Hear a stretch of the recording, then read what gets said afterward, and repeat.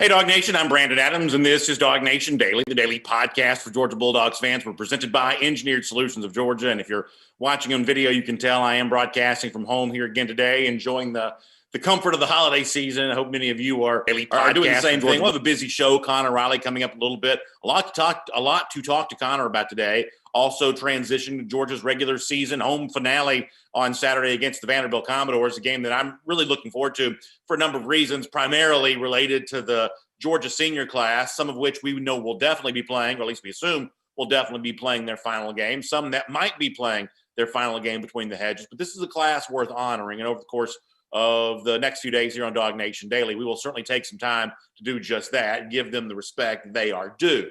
I want to begin today's show by talking about this, though.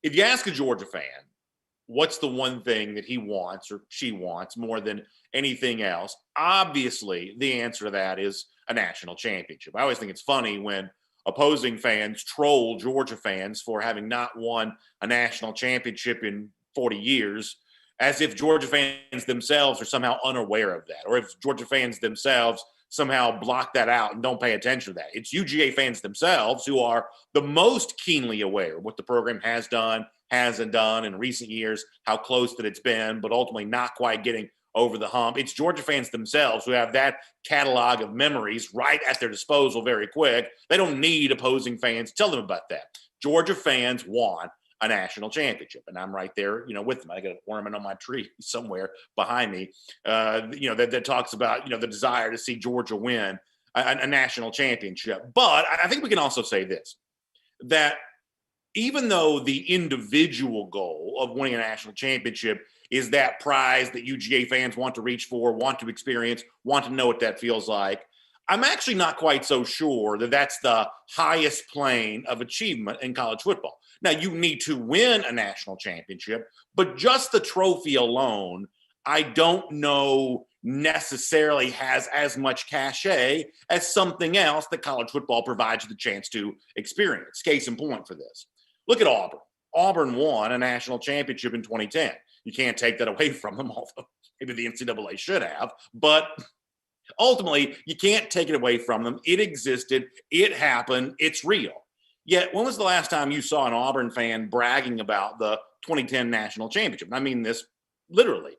It seems to me that Auburn fans, for the most part, have stopped talking about their own national championship, even though it has come within the last decade, at least for now. It's come in the last decade. I think the reasons why Auburn fans have kind of grown silent on discussing that is, for the most part, Auburn fans are now more interested in what's happened for the program since then. Yes, they did win an SEC in 2013 and Gus Malzahn's first year, but most of the years since that 2010 national championship have actually been years of disappointment. Auburn not being as good as Auburn fans think they should be. And for Auburn fans, that lack of maintaining a status as a consistent competitor, as a consistent national championship contender, has probably been more top of mind and maybe more relevant to them than what happened when Cam Newton was still here and when Gene Chizik was the coach of the Tigers.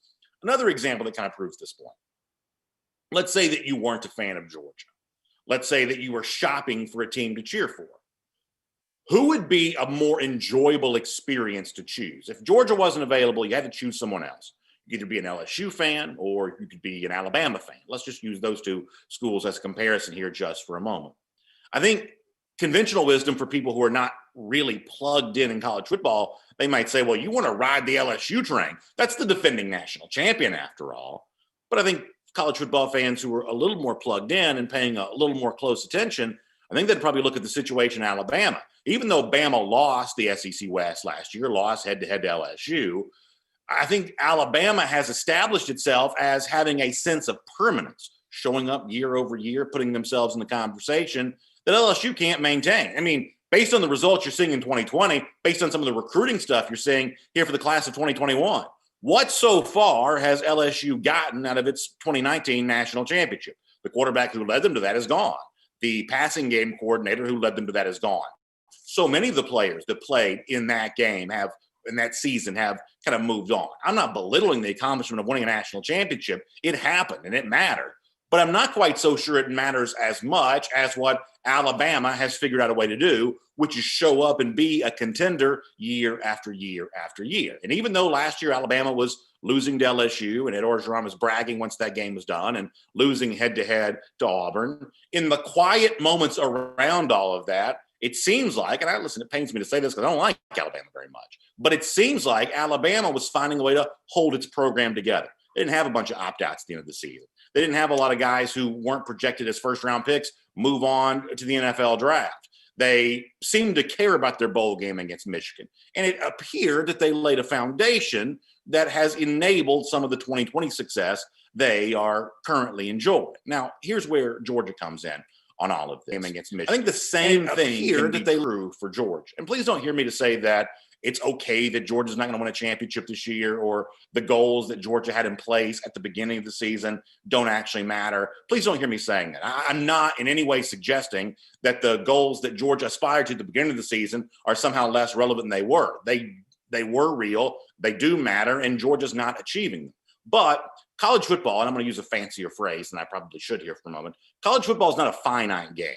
Once the championship of a season is decided, it doesn't come to an end, and Georgia's season finale. That's not the end of everything. College football is more of an infinite game where year after year after year, you're either doing things that contribute more to future success or doing things that contribute less to future success. LSU, for instance, winning the 2019 national championship is not just an accomplished goal in that year. Theoretically, it's also the kind of feat that should make future success more possible. There are all kinds of moments like that where you can either make your future success easier to achieve or more difficult to achieve. And so that's why I think Georgia, as it moves through the rest of the season, that's why the games that it has been playing the last couple of weeks have mattered to me, even though Mississippi State's not very good and South Carolina's not only not very good, even worse now they were at the beginning of the season because of the opt-outs they've had and the fact that their head coach is no longer there. And to a degree, that's also true for Georgia's opponent this upcoming Saturday, Vanderbilt. Now, I'm not going to work too hard to sell a game that many of you know is one in which Georgia is the heavy favorite against a completely overmatched foe. But there are things that Georgia will do in this game on Saturday, assuming it continues to play the way that it has the last couple of weeks, and will also be doing in practice far away from the watchful eye of you, me, or anyone else who cares about Georgia football. There are things that are going on right now that I believe that can contribute to Georgia's success in 2021 and for many years to come. Let me give you a couple of examples of this. I thought yesterday, Georgia defensive lineman Trayvon Walker, who I think is one of the most talented players pound for pound on this Georgia roster, Trayvon had a chance to talk about what's not happening at Georgia in comparison to what is happening a lot of other places in college football, where guys, for their own reasons, some of them good, some of them valid, some of them maybe a little more selfish, but for whatever reason, guys are choosing not to finish off their season. They're choosing to opt out. They're choosing to think about themselves, their own future, and to put college football in their rearview mirror. Now, for whatever reason, Georgia hasn't had a lot of that so far this season. And yesterday, the Georgia defensive lineman, Trayvon Walker, took a moment to discuss why. Here's Trayvon. I mean, every player may have their own reason of opting out, but here at the University of Georgia, we're doing very good staying away from COVID, at least trying to. And I just think that the team as a whole, we have a bond that can't be broken. It's more than it's a brotherhood, but at the end of the day, we went through a lot together, and we really just want to finish it out together. It has been said that Georgia right now is playing for pride. And in some ways, that seems like a hollow description of what college football is supposed to be, because obviously Georgia started the season playing for what we would have perceived as a lot more than pride.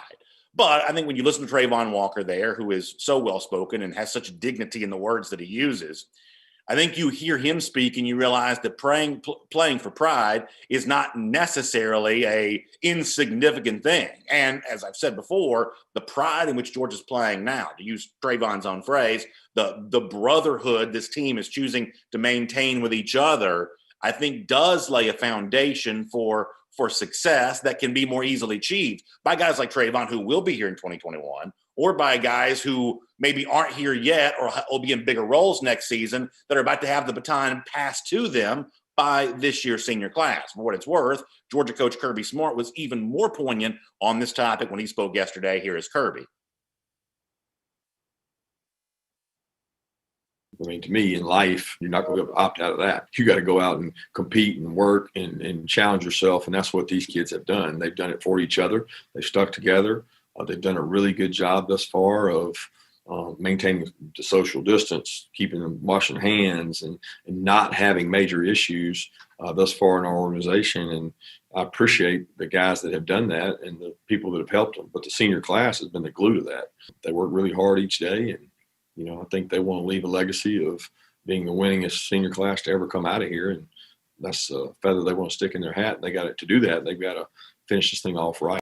I think one of the things that Kirby Smart says there is undeniably true. The players that choose to stick it out in football during tough times will be better for that over the long run. The players who've done the right thing to make sure that thus far Georgia's been able to play most of its games, and the game that it has missed up to this point in time was not missed because of anything that we know of on the Georgia side. I think the players that have contributed to that will also be better for that in the long run too. But admittedly, I'm a little selfish, and I'm obviously a big Georgia fan, and I'm proud of the way that Georgia played this past Saturday against South Carolina, even if the opponent itself was pretty overmatched. And I felt the same way for the most part against Mississippi State, even though that game was a little closer than the experts thought it should be. And when you look ahead to this upcoming Saturday against Vanderbilt too, then I'm also expecting Georgia to once again show up, acquit itself well as it plays for pride and lays that foundation for what could be success in the future. I'm not going to tell you the Vanderbilt game matters more than it does. It only matters so much. But the degree to which it does matter, I think, could make the more meaningful games to come in future seasons a lot easier to win. My name's Brandon Adams, and this is DawgNation Daily, the daily podcast for Georgia Bulldogs fans. We're presented today by Engineered Solutions of Georgia, and we're glad to have you with us, whether it be on video, as I'm broadcasting here from home, or radio podcast. And I know the audio experience is made a little bit different by me not being in our DawgNation World Headquarters studio. So listen, I just appreciate all of you and your cooperation on that. We're looking forward to being back in our DawgNation World Headquarters studios again very, very soon. Let me give a quick shout out to my friends at ESOG. I'm at home right now. Many of you have been working at home for a long time. And when you do work at home, I think one of the things that comes up are things you notice that you wouldn't otherwise see if you weren't spending as much time inside your own four walls. And when you think about ESOG, you think about, water creeping in, damp spaces, water spots, things that are showing up. And last night we had some rain, and for some of you, you do see that water creeping into your basement. You do see that creeping into your garage, crawl space, areas like that. You notice that water intrusion, and obviously that's one of the things that Engineered Solutions of Georgia can help you protect against. Also, foundation issues as well. If you're walking around, you see that horizontal crack show up, maybe over Thanksgiving, your crazy uncle pointed that out to you. Well, listen, you've already known it. You know that that's something you need to get fixed. And so my advice to you is to reach out to my friends at Engineered Solutions of Georgia today and let them do the great work for you to get that done. They're proud partners of UGA, makes them great to do business with, really fun. They're also good friends of ours here at DawgNation Daily as well, and very easy to get in touch with. It's 678-ESOG now. You'll dial that number. That'll get you in touch with Engineered Solutions of Georgia. It's 678-ESOG now. They've got 2 full-time engineers on staff, and they'll take really good care of you. And it's really nice to have Engineered Solutions of Georgia as a part of DawgNation Daily here today. I'm going to get Connor Riley coming up in just a moment. One of the things we're going to talk to Connor a good bit about today is the announced retirement of Georgia Athletic Director Greg McGarity. Before I get some thoughts from Connor on that, though, let me also address some of that with you here as we go around the doghouse today, delivered by my friends at Marco's Pizza. And I'm really kind of fascinated by 2 things in relationship to the announcement that McGarity is set to retire as Georgia Athletic Director. I'm thinking back years ago, when we first started this show, a little bit more than 5 years ago, I would say that Greg McGarity was a pretty hot topic around Georgia football at that time. And one of the things I think I've seen over the course of the last few years is McGarity be a little less of a hot topic. I would say, just casually speaking, that he's become a little bit less famous now than he might have been when Mark Richt was still coach here and, a few years ago. And I don't think that situation necessarily is just unique to Georgia. I think overall, college administrators, athletic directors are just a little bit less famous than they would have been in the past. When Georgia's athletic director was Damon Evans, everybody seemed to know who he was. Now, Damon got into a little bit of trouble because his Georgia tenure to come to an end, but Evans was kind of already famous before that. Obviously, Vince Dooley was a legendary former coach, and for a while, that was the picture of what athletic directors kind of were. But now in 2020, Philip Fulmer seems to still fit that mode for Tennessee, but for the most part, other athletic directors just aren't very famous. For instance, who's the athletic director at LSU? Maybe you know, but that's not a person that you see on TV very much. How about Texas A&M? Maybe you know about Ross Bjork, but once again, that's not the kind of person that's a hot quote or a big interview or the kind of person you see sort of splattered all over your TV screen. Gary Barta is the current college football playoff committee chairman. I believe he's the AD in Iowa. But ultimately, how famous is even a guy like that, even though he's got this really big job? For the most part, athletic directors have just kind of gotten less famous. I think McGarity, over the course of his tenure at Georgia, has also kind of adopted a lower profile in keeping with the way a lot of this is also working out around the rest of college football. So I say all of that to say this, that whomever Georgia hires for this job, I would expect that person to ultimately be a little less talked about in future years than maybe some of us who've grown up around college sports have discussed athletic directors. The big reason why for that is that I think that the main thing that an athletic director does, which is make sure the bank accounts are full and the donor pipeline is flowing the way it's supposed to be, that has kind of become a little bit of a quiet business. That's not loud. That's not noisy. I think a lot of the people who have been very well known as boosters around the SEC, in some cases, I think they've kind of regretted some of the attention they've gotten. So for the most part, big time boosters are now a little more comfortable to wield their power behind the scenes in kind of a quiet fashion. And the way in which that money is coaxed out of those guys, I think also, and I guess presumably gals too, is also done in kind of a quiet fashion. So Georgia's going to have a very interesting search. There's some internal candidates that are getting some attention. There may be some external candidates that get discussed too. But ultimately, I don't know how high profile the future of the Georgia athletic director position is going to be, given the fact that around the rest of college football, this has become more of a behind closed doors administrative type role that has become public facing, front of the house, mouthpiece for the institution type role. And I would guess that the next Georgia AD probably kind of fits into that topic a little bit as well. It's around the doghouse. It's delivered today by our friends at Marco's Pizza. Marco's is America's most beloved pizza. It's real, authentic pizza made the Italian way. And you can get yours today baked in a 450-degree oven and then delivered contactless, touchless to you after that. We all care about health and safety right now. And Marco's Pizza obviously does a good job for you on that. There's also some great specialty pizzas. You've heard us talk about those, the white cheesy or the deluxe, the garden, the all meat. You can enjoy any of those large specialty pizzas right now. It's just $13.99 for a large specialty pizza at Marco's Pizza. So make sure you check that out, marcos.com or the Marco's app, and you can enjoy that today as Marco's Pizza delivers around the doghouse to us here on DawgNation Daily. Let me go ahead and bring in Connor Riley on this topic right now as we broadcast our show live from the confines of my own home right now. Connor, we're just talking about the retirement of Greg McGarity, Georgia athletic director. When you think about McGarity, when you think about his legacy, and maybe even more important to me, the future of that position here at Georgia, what's the first thing that comes to mind for you? It's football. I think the defining moment of McGarity's tenure is his decision to move on from Mark Richt and bring in Kirby Smart and really usher in a whole new era here at Georgia. You look at some of the buildings that have gone or will have gone up in recent years. You look at the indoor practice facility. You look at the West End Zone project. You look at the standalone football facility. All those are sort of geared towards football. Now, there have been some other things. I know they rebuilt the tennis courts, and they've made some updates to Stegman Coliseum as well. But I think McGarity's decision to move on from Mark Richt to Kirby Smart and sort of go all in on football has really set the tone for what this Georgia athletics program is right now. And I'm interested to see who they hire here, because I think that could say a lot about where they want to go in the direction of this future. I am a big believer that the future of ADs, both at Georgia and around the rest of college football, is a lot less famous and high profile of a person than these jobs have been in the past. Use Florida as a for instance on this.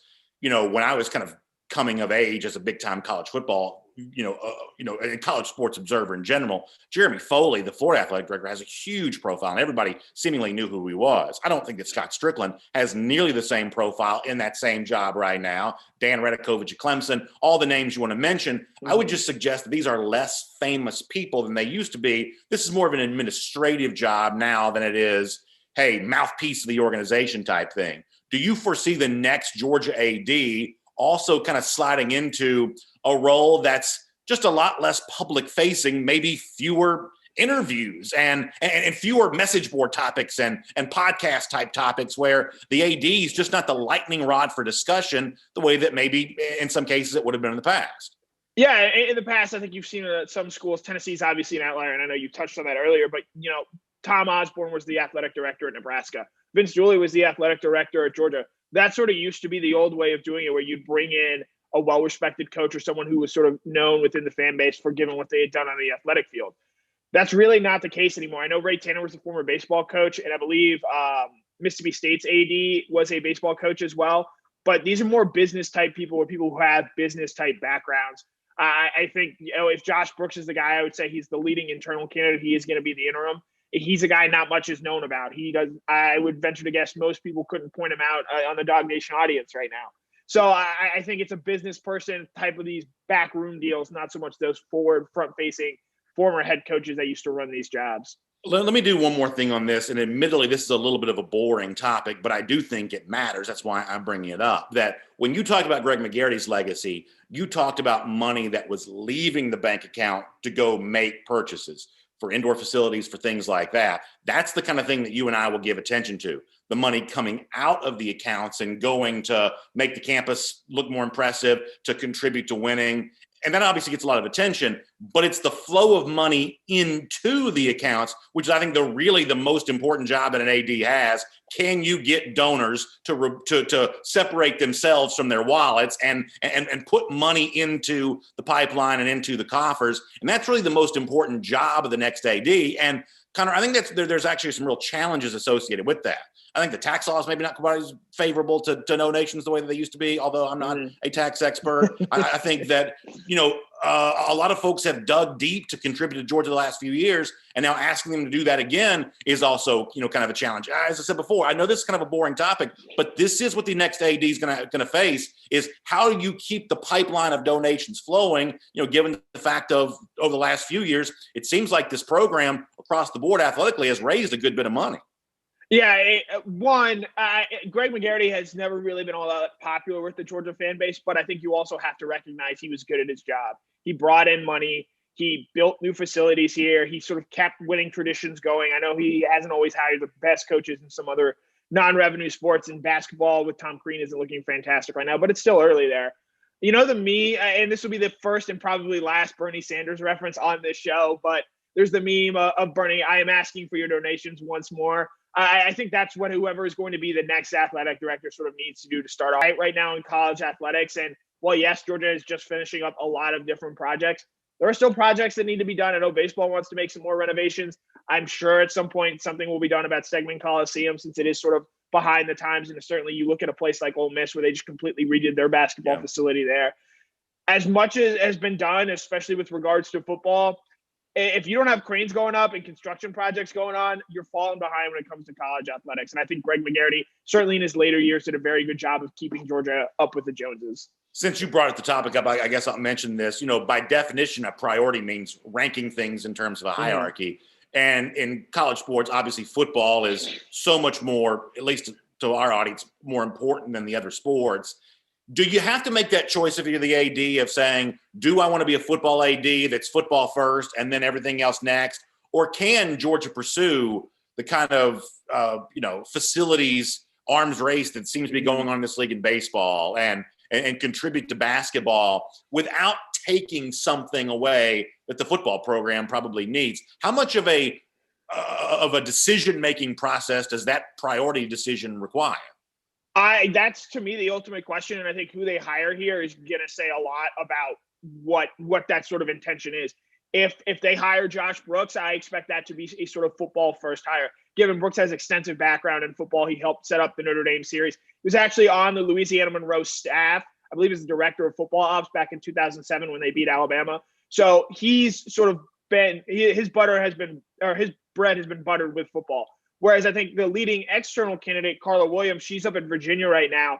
That's sort of a more, hey, we're gonna rise the tides for all boats here, for all ships here, and bring in someone who, yes, obviously football will always be first here at Georgia, but I think someone who also has an eye, or at least multiple eyes, on keeping up those other big programs.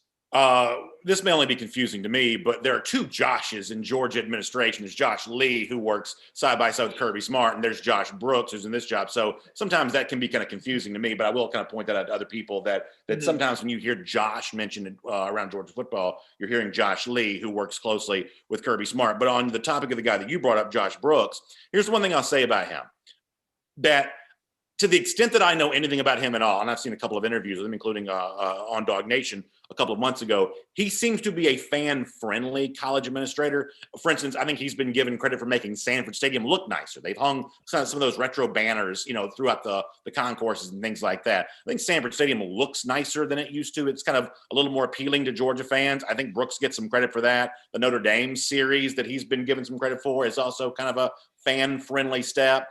I don't know that the weight of my endorsement carries much, but one of the things I do like about a guy like Brooks is, even though a lot of what he'd be doing is behind closed doors, he at least seems to get the fan-friendly part of that, and that's probably a pretty good first step if you want to be Georgia AD, that he would be, for the most part, aware of fan opinion and appealing to most fans, I would think.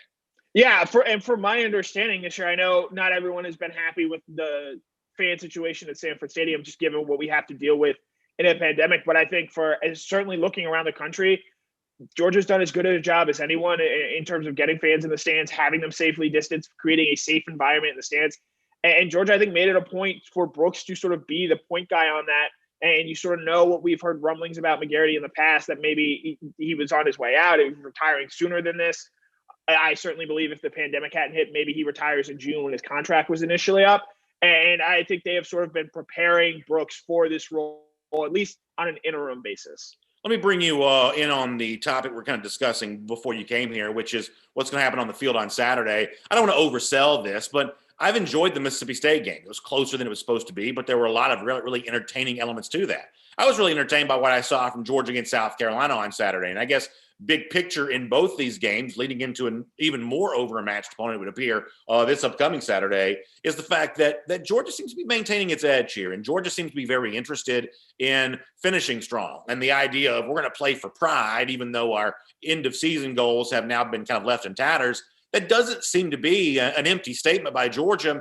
They seem to be, at least for right now, another presumably 2 games remaining in the regular season, them to prove this one way or another, and maybe a bowl game after that. But they seem to be kind of making good on that promise right now. And I'm really kind of enjoying what I'm seeing, and I expect to continue against Vanderbilt on Saturday. What's your outlook for the game? Yeah, the thing we talked about a few weeks ago after the Florida loss was, okay, so where does Georgia go from here? We look back at what Florida did last year after that Georgia game. They were blowing teams out. And then they play in a New Year's Six Bowl. It's not the Sugar Bowl, but they go down in the Orange Bowl, and sure, it's a lesser opponent, Virginia. And they win that game rather comfortably. I believe Virginia covered on a last-second play there that I'm still pretty upset about, but that's neither here nor there. But you look at what they did. They took care of business. They went to their bowl game. They showed up. They played well in that game. Kyle Trask had a big game that day. And it sort of set the tone for what we've seen from Florida here in this 2020 season. Can Georgia do that this year? So far, they've checked the boxes. Mississippi State, JT Daniels has come out and looked really good, looked really comfortable throwing the ball. Last week against South Carolina, they got the run game going. Ideally, I'd probably like to see a little bit more balance. Mike Griffith actually pointed this out. Go look up the stats for when Alabama threw only 16 passes or Clemson only threw 16 passes. Clemson's been in plenty of blowouts against big-name teams, but they're still getting Trevor Lawrence reps, especially in his freshman and sophomore years there. So I would like to ideally see a little bit more balance against Vanderbilt, but also you're running the ball for 7 yards a carry. It's hard to also criticize Kirby Smart for just saying, hey, we're just going to run the ball here, take our yardage. And the other thing was they were still creating explosive plays on offense. Yeah. Defense, I don't care that much about what we see from them for the rest of the year, because I know there's going to be quite a bit of turnover this offseason, and really we're not going to know a whole lot about this defense going into next year. I assume it'll still be good. But the biggest thing for me is offense, especially because Daniels comes back. There's a really good chance you have a lot of continuity where, depending on their decisions as Zamir White and James Cook, you might possibly bring back 8, 9, maybe even 10 starters there on that side of the ball. Here's what I'll say in response to all of that. I know it's tempting to want to compare Georgia to Clemson or Alabama. Those are the teams that we would say that Georgia's chasing, but I think it's actually more appropriate to compare Georgia to itself. Connor, this was the biggest margin of victory for Georgia in an SEC game since Florida in 2017. And I think that matters, even though South Carolina was obviously very depleted. This is the first time since October of last year that Georgia scored more than 30 points in consecutive games against SEC opponents. There was a pretty good span of time between the SEC opponents back in 2019. But, to be multiple 30-plus point games, back-to-back weeks, I think is also something that matters here, that it is obvious to me that Georgia seems to be getting better. Now, simultaneous to that, it's also obvious that where Georgia needs to go to be at the very elite level of the country, there's still a lot of ground to be made up, and I'm not going to sugarcoat that. That is what it is. But the process of getting better week over week against Mississippi State and South Carolina, I don't think you have to look very hard to find some evidence that this team is getting better. And I really don't have a bad thing to say about the way that Georgia played against South Carolina. Yeah, I mean, it's a 45-16 win. They're up 28-10 at halftime. First drive, JT Daniels comes out, looks good, hooks up with Trey McKitty twice for 2 big plays there. And then James Cook and Zamir White sort of get going in the running game. Looking ahead at their schedule, obviously Vanderbilt, they're a 5-touchdown favorite. I don't know if I'm going to pick them to cover in that, but they should win this game easily. But they have covered in 3 of their last 4 to the extent that matters. I will say, that Missouri game looks a lot more interesting now than when it was originally scheduled on November 14th. If they can beat Arkansas this week, they've got a chance to be 5-3, possibly a ranked opponent or just on the fringes there of the top 25. It's a Missouri team that they're not wowing anyone with what they do offensively, but they've got some good defensive players. Nick Bolton's an all-SEC linebacker. I think that could be a really nice little end-of-season test where, Missouri might make you earn it a little bit, but that's a game where you can get real confidence and say, hey, we went out and beat a real opponent that weekend. Yeah, I think that's exactly right. You actually mentioned this to me off the air yesterday, and I think you're right about that Missouri is all of a sudden now separating itself from these other also-rans that Georgia's playing right now. And I'm certainly hopeful, and I'm anticipating that Georgia will get a chance to play that game. And I do think it's a much better measuring stick for Georgia at the end of the season than we initially thought that it might be. Let me just kind of squeeze in one more thing while I still got you here, Connor. And that's on the subject of some of the young players who got a chance to play. I know you had a chance to ask Kirby Smart about Jalen Carter yesterday. Carter is continuing to flash for me. I believe he had a blocked PAT. He also, was in on a big pass pressure at one point in time. Arian Smith catches a touchdown in this game. I thought Saturday was a nice day for exactly what UGA fans want it to be. Showcase some of this young talent, and some of that was on the offensive line near the end of the game, some of them a little bit more young than others. But the point is, Georgia was playing a lot of bodies in the fourth quarter of this game on Saturday, and I love to get my binoculars out and see who's coming in the game. And obviously, in the case of Arian Smith, you don't need binoculars to notice him necessarily. But it was a nice day to see young guys really get in the mix as Georgia continues to lay that foundation for what might be a better 2021. Yeah, Kirby Smart said afterwards, this is really the first time all year they've gotten a chance to really put in those young guys at the end of a game where the result hasn't been in doubt and sort of get them those key game reps, because I think the thing that hurts Georgia the most when they lost those sort of those cupcake patsy games, and yes, I'm including Georgia Tech in that this year. I think that you lose the chance to get those guys early game reps to get their feet wet. Devontae Smith, he made the game-winning touchdown catch his freshman year in the national championship game, but he had played in blowouts. And Tua Tagovailoa even that year was getting significant reps in the later stages of games in blowouts. And I think there's a real value to that. As far as Jalen Carter, he's in a separate category to himself. I'd say he's probably had the best freshman year, just given, Kendall Milton couldn't stay on the field. Marcus Rosemary-Jackson couldn't stay on the field. Carter has been probably the most consistent from game 1 to, I guess, game 8 now.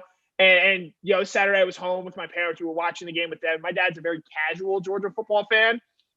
It was very, very obvious to him that Jalen Carter is a player and is going to be a very good player for Georgia in the years to come. Yeah, it's fun to think about. We, on this show, gosh knows, we've hyped up 9,000 of these guys over the course of the years. But in Carter's case, he really does have a very nice look to him for sure. I will squeeze this in also before we let you go. But you had a very interesting piece up with the JT Daniels. We've now seen Daniels for 2 weeks. What happened against South Carolina was less spectacular than what happened against Mississippi State. But Connor, in a weird way, I'm now more sure that Daniels is the entrenched starter than I may have been against a very specific kind of opponent, Mississippi State, that was playing a very specific kind of defense that obviously he just feasted on and exploited. He was not perfect against South Carolina on Saturday, but he was plenty solid. And you see the things that he's doing really well right now. You see a couple of things that maybe you kind of, want to see him work on. But overall, Daniels is real. He's the real starter. He's I think entrenching himself, and it just seems like that once again to look ahead to 2021 with the way that Daniels is doing things right now, it's setting up Georgia to have a very sensible conversation in the offseason.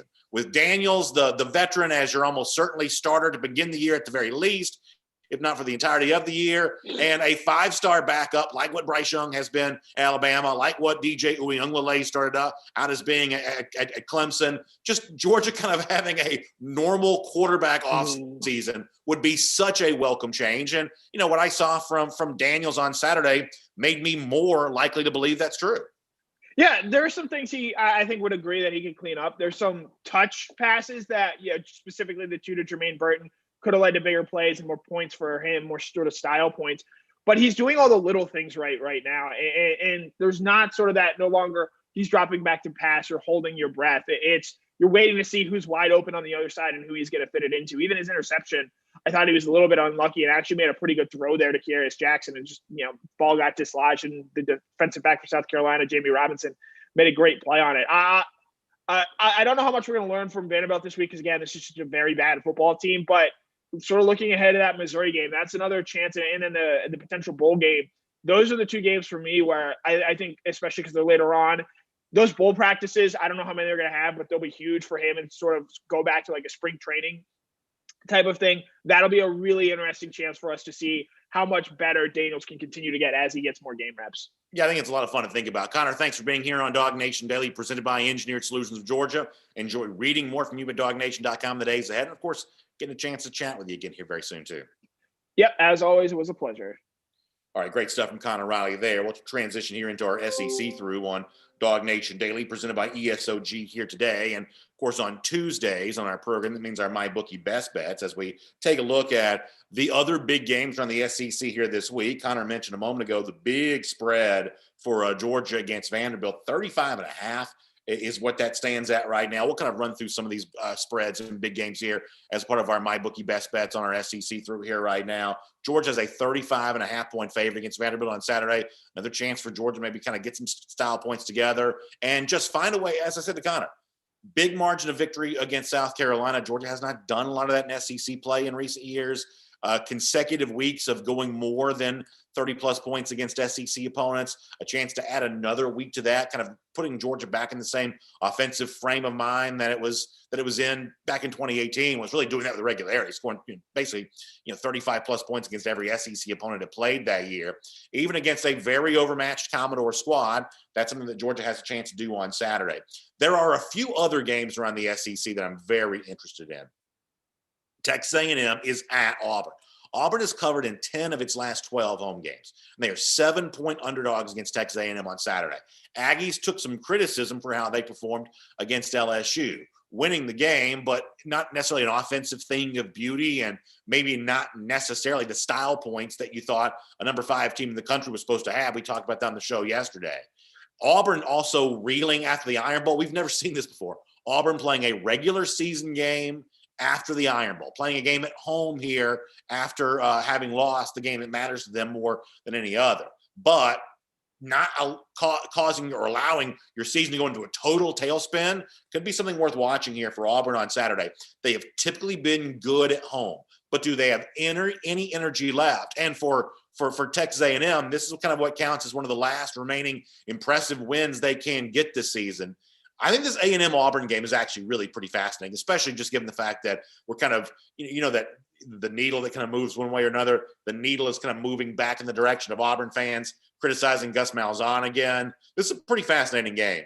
Arkansas and Missouri are going to try to get back after it this Saturday after Arkansas had some issues. Last week, I think Connor's preview of this was 100% correct. Right now, Missouri does not look like a bad team. They've won some games. Most of that has been at home. That's where this game will be for the Tigers upcoming Saturday. And by the way, that's where Georgia will have to travel to close out the regular season on either the 12th or the 19th in Columbia. Missouri's done pretty good things at home here this year. We'll see if they can continue that against Arkansas. If the magic for the Sam Pittman debut season comes to an end, if it's Eli Drinkwitz who takes some of that attention for himself, this is pretty fascinating, setting up what could be a better than you initially thought game for Georgia, Missouri to close out the year. Tennessee hosts Florida as 17-point favorites. You know the backstory here. The Vols have lost 5 consecutive games, all by more than double digits. Florida the last couple of weeks has eventually won comfortably, although games against Kentucky and Vanderbilt at times maybe a little closer than they should have been. This is obviously a game, though, that'll be kind of more about the Jeremy Pruitt hot seat situation. Does he play well enough to quiet some of that talk down in Knoxville? It certainly seems like there's a lot of worn-out welcome stuff starting to go down with Pruitt there at Tennessee. So pay close attention to that. Kentucky at South Carolina. That's a home game for the Wildcats. They're 11.5-point favorites. I don't have a ton to say about this game one way or another. However, I do think there's a chance that even though Kentucky's the better team, between Doty and the running game situation that South Carolina's put on display, the better skill position players might actually be on the side of the Gamecocks here, even though Shi Smith's not going to be playing. I've liked what I've seen from Luke Doty at quarterback the last couple of weeks. I thought he had some moments against Georgia, showed a little bit when he got a chance to play against Missouri. I think South Carolina may have a little bit of a future with Doty, so that may be worth watching. LSU will host Alabama on Saturday. This is the game that kind of got moved around, shifted around. Some folks thought LSU may not want to play this game. There was initial discussion the game may be flat out canceled. It will take place on Saturday. As we told you yesterday, LSU will not have Terrace Marshall, former 5-star wide receiver. He's opted down the rest of the season. Alabama can probably make this blowout as bad as they want it to be, given some of the things that went down in last year's game, including Ed Orgeron's post-game comments. Wonder how badly Alabama does want to beat LSU, how motivated they are to go hang a huge number on the road on Saturday. We may find that out. Outside the SEC, only one game involving top 25 competition. It's Wisconsin hosting Indiana. Badgers 14.5-point favorite. This number is way up because, as you may be aware, the Indiana quarterback Michael Penix Jr. is injured now and is going to miss the rest of the season. So a very disappointing injury for him. And that kind of brings to a close his season. This game's probably also worth watching from the standpoint that there's a very good chance that Ohio State does not make the Big Ten title game because their game against Michigan State's kind of hanging by a string. Who knows what happens after that? More missed games from Ohio State would make them ineligible for the conference title game by virtue of the rules that the Big Ten just kind of invented on the fly a couple of weeks ago. So it could be that Ohio State's forced to play a game on December 19th against someone other than, we presume it's Northwestern. I guess it is Northwestern. I think they've clinched in the Big Ten title game, and Wisconsin's the most high-profile team potentially available there. So if you're a Buckeyes fan, you're probably rooting for Wisconsin here as a way of setting up a big December the 19th matchup to maybe preserve some chance for Ohio State making the college football playoff. That we'll talk more about the playoff scenario here in a moment. For now, though, that's our MyBookie best bets. Make sure you check out my friends at MyBookie, and it's winning season at MyBookie, and you have a chance to be a winner even before you place your first bet. You can get a 50% deposit bonus. That means when you put $200 in your account, let's say, they're going to put $100 in there for you. Then after that, you play, you win, you get paid. But to take advantage of the big deposit bonus, you've got to use the promo code DawgNation. It's all one word, spelled the way it's supposed to be, DAWG. Use the promo code DawgNation at MyBookie. You get the big deposit bonus, 50% added into your account when you first sign up. Then after that, you play, you win, you get paid. So just simply find MyBookie online, type it into your browser, MyBookie, promo code DawgNation, get the big deposit bonus, and you're off and running after that for winning season with our friends there at MyBookie. All right. Here on DawgNation Daily, presented by Engineered Solutions of Georgia. In the time we have left, I want to turn our attention back to the scenario with the Georgia Bulldogs here for a moment and the college football playoff top 25 that will be released again tonight.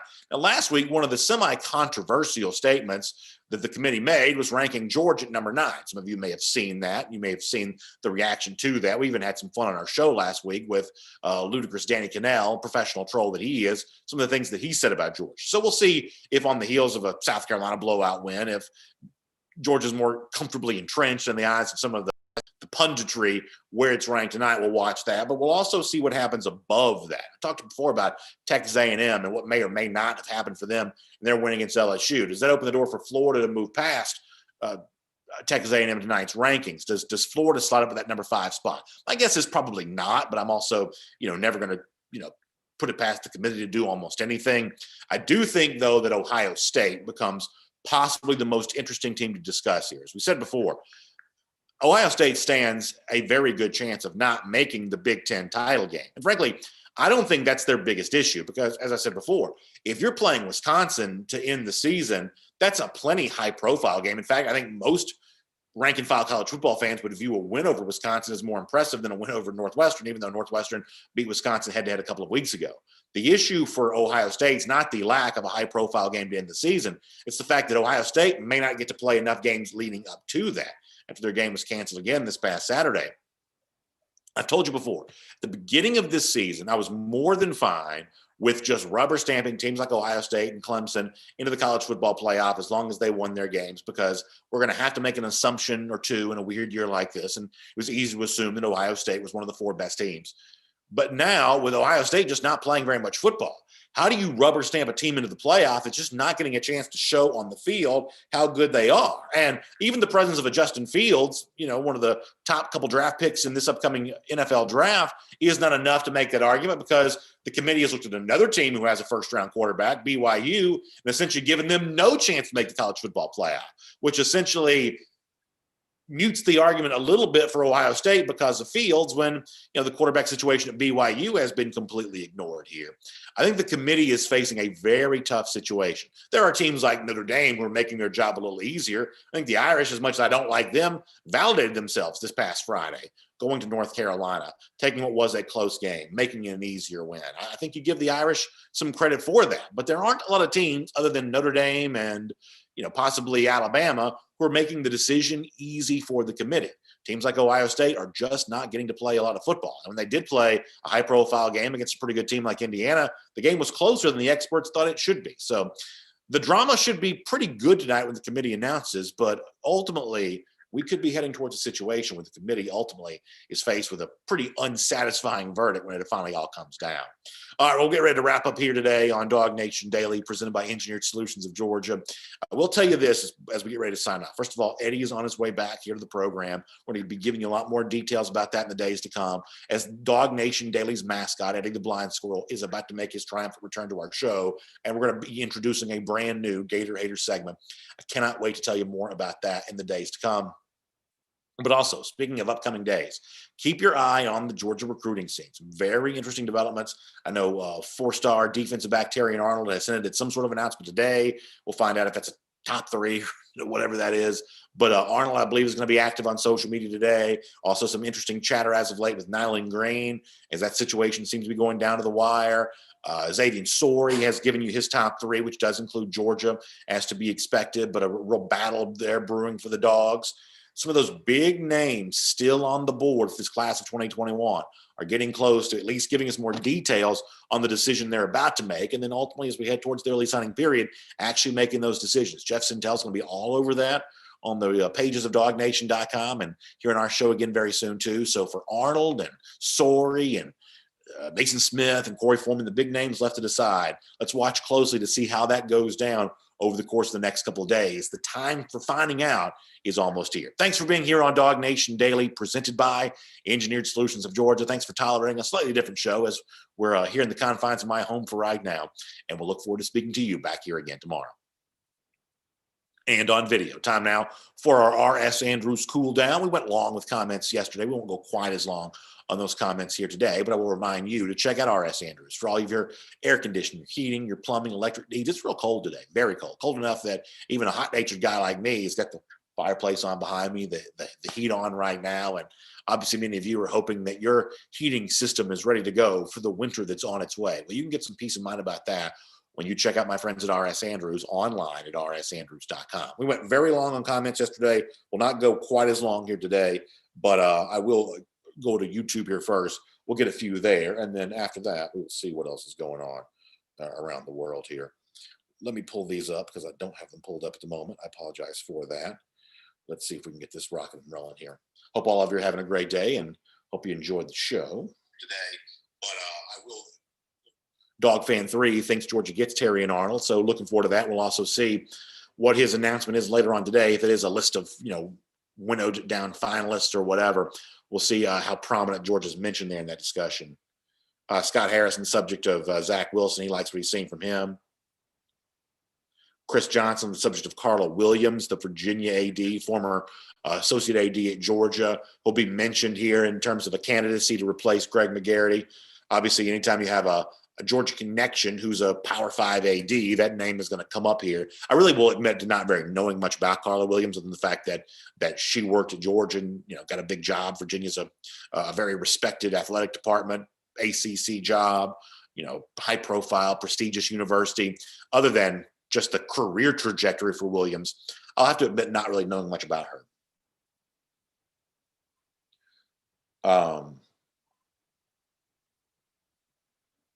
Brent Hickman says, BA, almost hate to say it, but I've been agreeing with Mike Griffith, I think he means. Kirby needs to keep his passing game sharp every week. UGA can't focus on running against the top teams and need to practice on others. Yeah, so I just think a lot of this has been, completely misconstrued. As I said on yesterday's show, Georgia's running the ball for 9 yards per clip in the first half against South Carolina. Only 14 teams in the country that average more yards per pass for the season than Georgia was averaging per rush against South Carolina. This was just a very different kind of game there in that regard. And as far as, throwing late, things like that, go look at how many times Alabama threw the ball in the fourth quarter in the game against Kentucky, a week or so, a couple of weeks ago. By my count, I think there may have only been, one passing play on the final 3 drives of that game for the Crimson Tide. What Georgia did on Saturday is not really all that out of balance with what most teams would have done in that situation. The one thing that makes Georgia a little bit different is that it used those big gashing running plays. We're not 3-4 yards in a cloud of dust. These were gashing, explosive runs in the early portion of the game to build the 21-0 lead. And don't discount that some of those may have also been RPOs that Daniels himself, I want to say checked into, because that's not quite the right phraseology, but that Daniels himself orchestrated because of what he saw there from the defense. So it may have been a good play by Daniels to go RPO at that time. Obviously, the results would suggest that it is. In other words, when Georgia was up 30 points, whatever it was, there, late in the game, I'm not really quite sure what was to be gained by that. Clearly Georgia, needs to throw the ball to win. And on Saturday, it's not like it didn't take some deep shots. The throw that almost connected Jermaine Burton down the sideline, if that ball's a couple of inches, different, maybe you feel a little bit different about the passing game on Saturday. Maybe the results themselves seem a little bit more balanced. Daniel still averaged about 8.5 yards per attempt. That's not a bad number. It's a pretty good number. He was not perfect on Saturday, but ultimately, some of the issue with the passing game from Saturday is that Daniels had his chances and maybe just missed. I don't think Daniels played a bad game. I think he played a good game. But, on Saturday, I think that, what I saw from the Dogs offensively was a big step forward compared to where it has been, certainly in recent weeks. Mr. 166122 says, does JT remind you of Aaron Murray? Well, in terms of the numbers put up, if that's true, that'll be a good thing because, Murray was a record-setting quarterback at Georgia. So we'll see how much that comparison fits as Daniels moves through the rest of his Georgia career. SEC Dog says, I hope Todd Monken stays with us for a while. Will he go back to the NFL or maybe a head coaching job or stay? Your thoughts?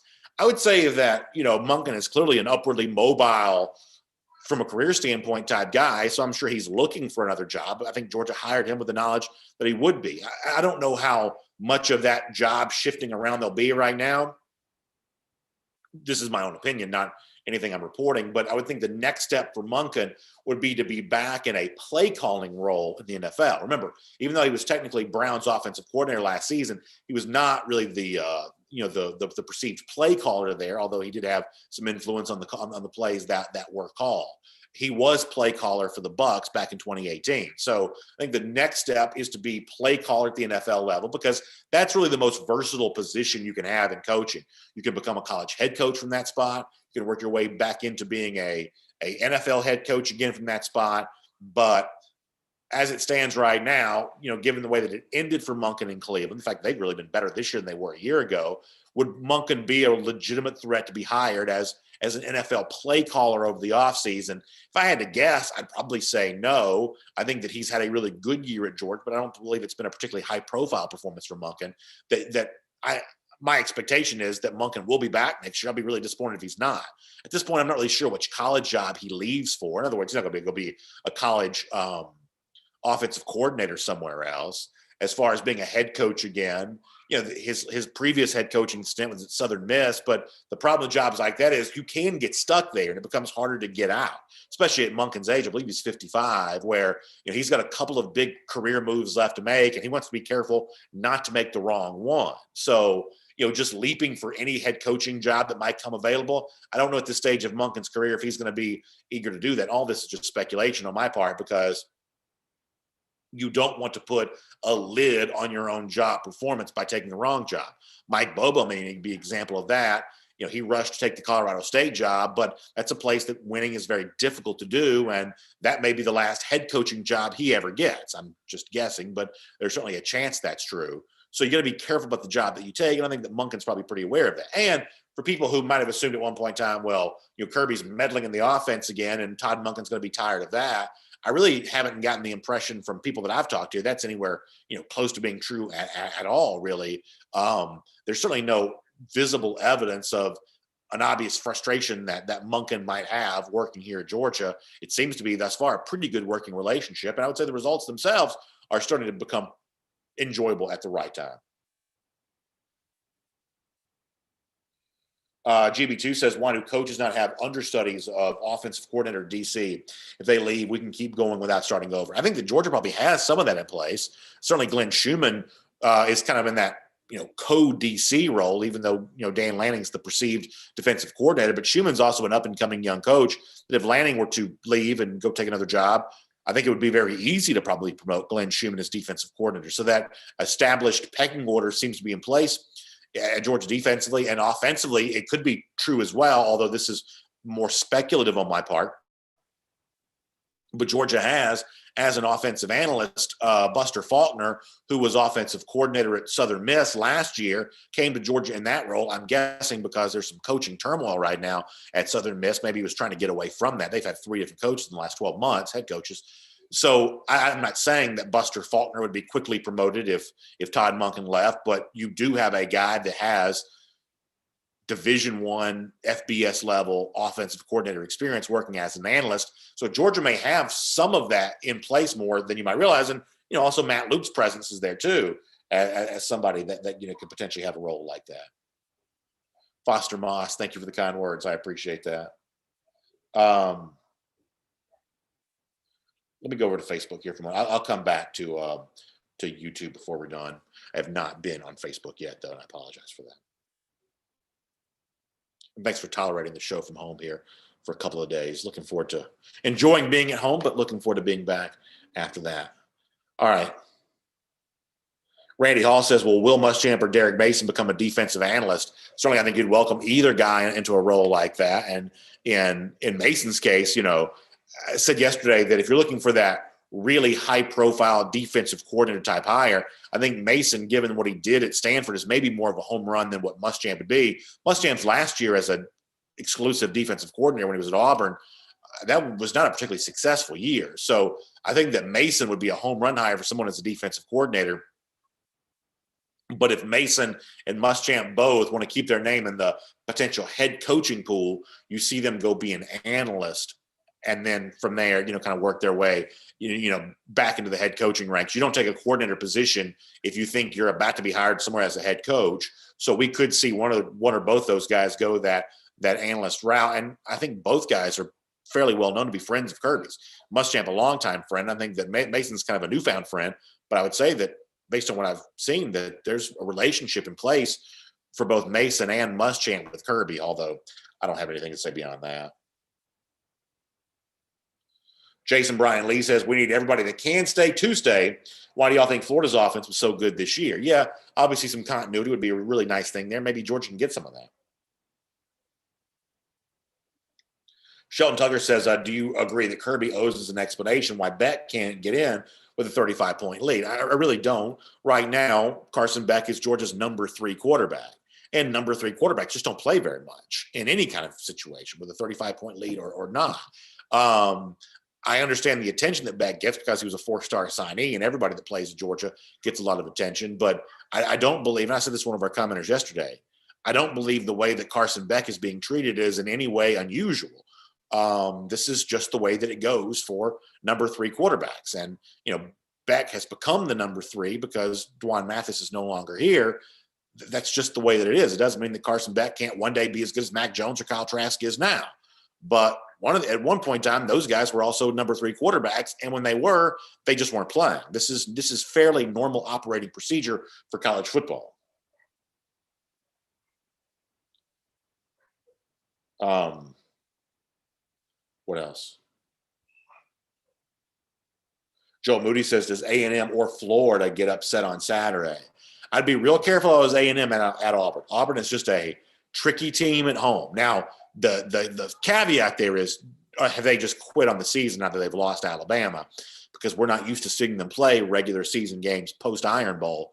But typically Auburn at home is very dangerous, and as a 7-point underdog, maybe even more so. Hugh Nash says Carla Williams is the no-brainer as the next AD.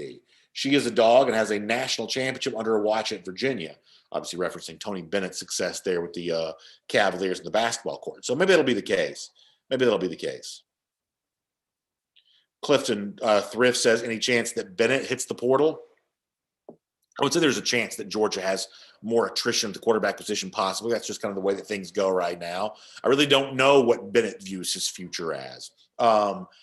Here's what I'm always kind of interested in. Now, Georgia has Brock Vandagriff coming next season, so that makes this more difficult. But I'm always kind of surprised that more quarterbacks don't view the chance of being the backup at a big-time school as a pretty valuable opportunity, because we've seen backups do play. Now, they probably don't play as much as a lot of quarterbacks want to play. Certainly that's true. But DJ Uiagalelei has played against Notre Dame for Clemson this year. Mac Jones started the Iron Bowl for Alabama last year. That, sometimes, quarterbacks, I think, view a transfer as their best opportunity to get on the field. But I'm not quite so sure that's always the case. We all know Justin Fields left Georgia, went to Ohio State, and became a Heisman finalist type guy. But that's the exception. For the most part, the transfer portal is actually not very kind for most of the guys who enter it. And most of the transfers end up being to a transfer to a lower level and, meager level of success after that. We can all think of high-profile quarterbacks who've just completely disappeared once they transferred somewhere else. So my long-winded answer here is I'm a little bit surprised that being the number 2 quarterback at a place like Georgia isn't viewed, just pragmatically speaking, as a pretty good option as a way of getting some chance to showcase yourself on the field. And, some chance to showcase yourself becomes an opportunity to also get drafted as well. So I don't know what Bennett does, but I do think recent results in college football have indicated that, hey, being the number 2 quarterback at one of the biggest programs in the country is not necessarily a bad thing to be. Couple more.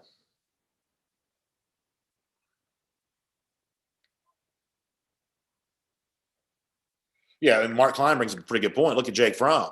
Jake Fromm, as the number 2 quarterback in 2017, made himself into a household name. That's probably true.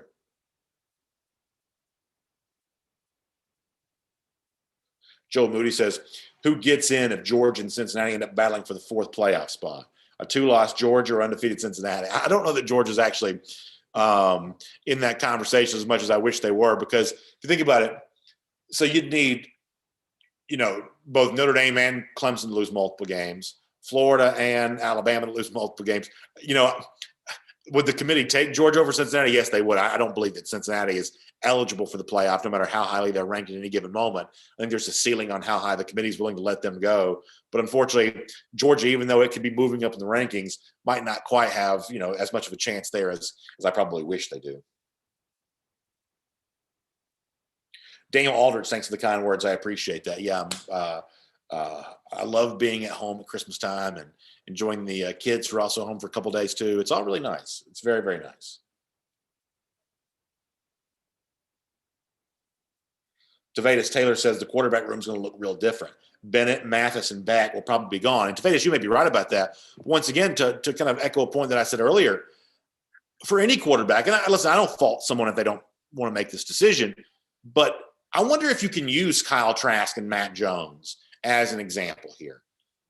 Let's say that Georgia went to a young quarterback and just was very honest, because, the one kind of unspoken truth here, unfortunately, is that quarterbacks have a way of being lied to. Hey, come here, you be the guy, you best quarterback I've ever seen. And they get on campus, they find out that's not quite so true.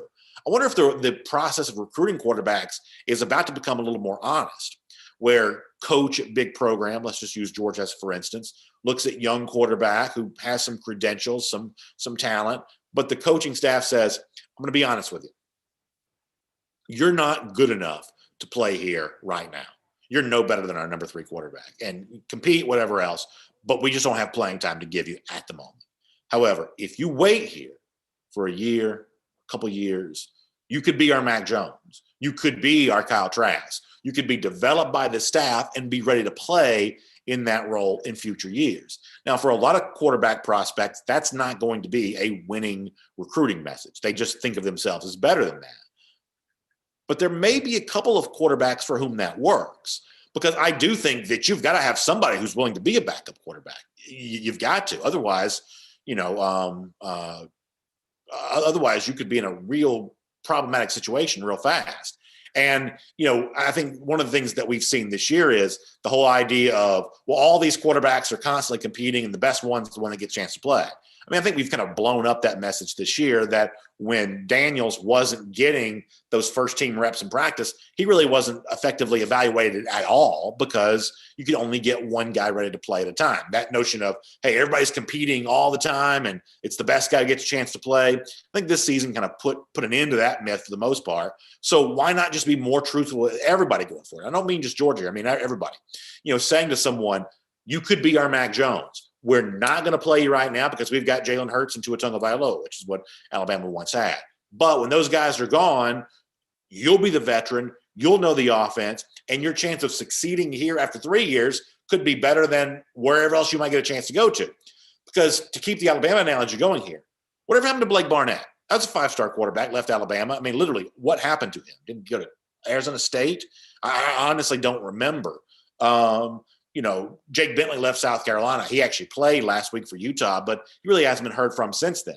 That it's not necessarily self-serving for a program to point out to some of these transfer quarterbacks that you may think the grass is greener, but there are a lot of these guys that go into the transfer portal and just fall off the face of the earth. Be careful that doesn't happen to you. And as I said before, that's not necessarily a self-serving thing for a coach to say because it has the added benefit of actually being true.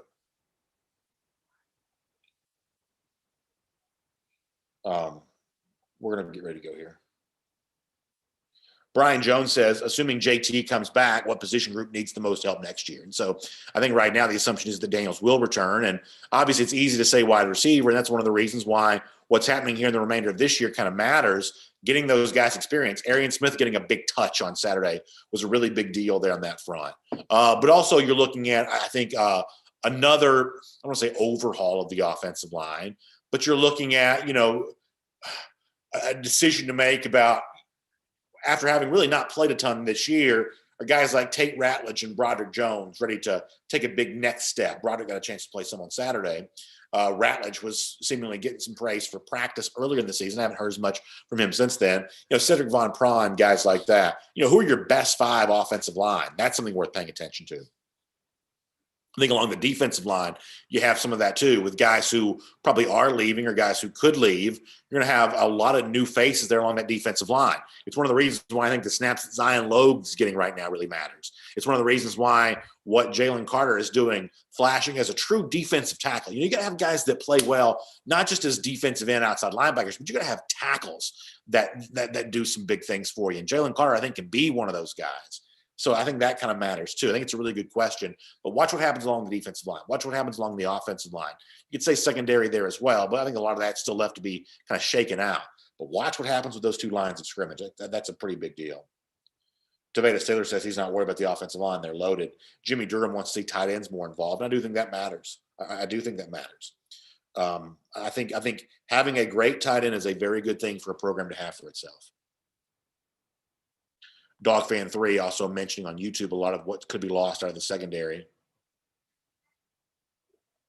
I get buckets, Maine, which congratulations on getting those buckets. Talking about Dominic Blaylock coming back next season. That's a big deal. Coming back from injury for him are really going to be important.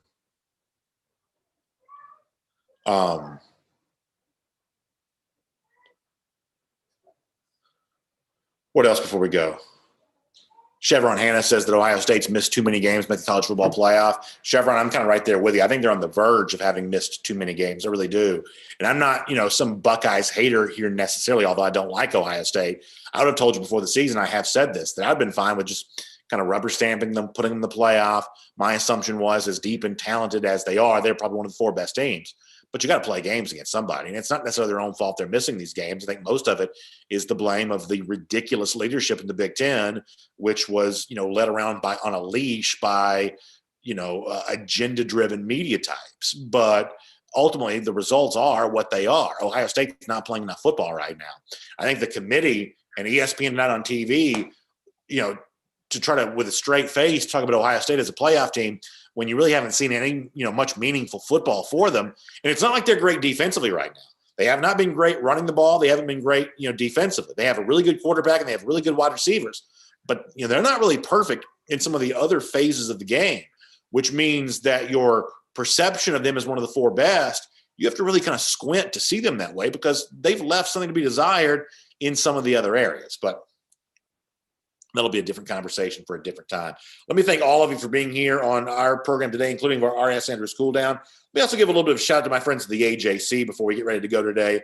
Obviously, we love the AJC for Atlanta News Now. That's a really important thing to stay up to date on everything happening in the world in which we live, including our city here in Atlanta. There's a lot of that kind of stuff, including a little bit more from Brad Raffensperger, the state secretary of state, on the continued recount proceedings going on in Georgia. I know there's some issues with one of the Fulton County facilities yesterday. A little bit more stuff related to the Center for Disease Control and their battle against coronavirus, which is obviously ongoing here in our state. And by the way, a big end to the radio program for legendary consumer reporter Clark Howard. You can read more about that online. I know a lot of folks who've worked with Clark over the years. Just a really great organization and a terrific radio presence, personality. Boy, it's hard to really even put to words how big of a deal Clark was in Atlanta years ago. So he's getting ready to come to an end on all of that. So you can read more about that online at ajc.com for your Atlanta News Now. Check that out. Also a little bit more on Greg McGarity too. ajc.com for Atlanta News Now. Thanks for being here for our R.S. Andrews Cool Down. Air conditioning, heating, plumbing, and electric. You can trust R.S. Andrews to do all that for you. We trust them with all of that around here, our house, and wherever DawgNation houses are. We love our friends at R.S. Andrews. Y'all have a great day. We'll see you back here tomorrow, 10 a.m. for DawgNation Daily, presented by Engineered Solutions of Georgia. We'll look forward to talking to you then, everybody.